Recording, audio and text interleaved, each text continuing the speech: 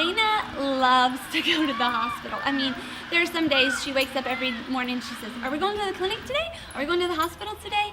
It's been crazy because, you know, I hate to say it, but I think she's probably one of the nurses' favorites where they kind of fight over her. I would agree. I mean, she's literally the best patient you can have.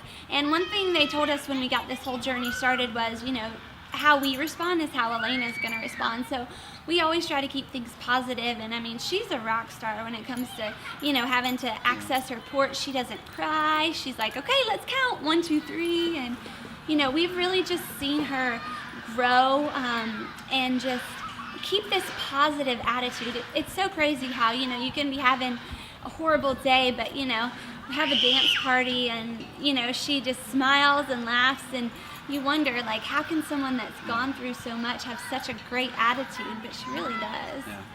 I'd probably say even from the aspect of looking, even the day that we first got diagnosed and we went into the hospital and they looked at her counts and her blood and all the situations, and they look at her and they're like, she should be like this, but she never was. Mm-hmm. She was still like this little happy, running around, joyful girl.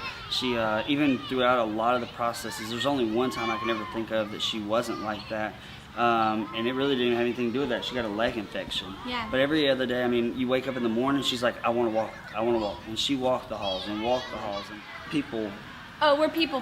Like, we're very, you know, we love people, and we love to be around people, and we love to talk. And so, you know, she is the same exact way. She just can't get enough of, you know, some of the nurses have really become like family to us, because when you're going through this, you know, you don't see family because you live in a hospital. So those nurses really just become your support. And I remember when she first started to lose her hair, you know, that was my pride and joy for her. She had these adorable pigtails, and you know, she always matches and just looked so cute with all these cute hair bows. And you know, she started losing her hair and it just was falling out, and I was so upset about it.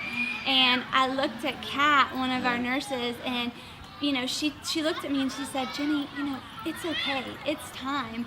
And it was really because of her that I was okay with shaving her head. And so that night, I was finally able to let go and realize, like, it was time to shave her head. And so her dad shaved her head, and it was really cool because he had a huge beard and lots of hair. He had done No Shave November, and he kept on and kept on. And so I was excited because not only did we shave Elena's head, but he let them shave his head. And so something that could have been so negative, because of Kat kind of looking at me and saying, hey, it's okay, Jen, like, it just made it okay. And so, and now that her hair's starting to grow back, you know, I don't know how someone can get cuter when they get bald, but she sure did.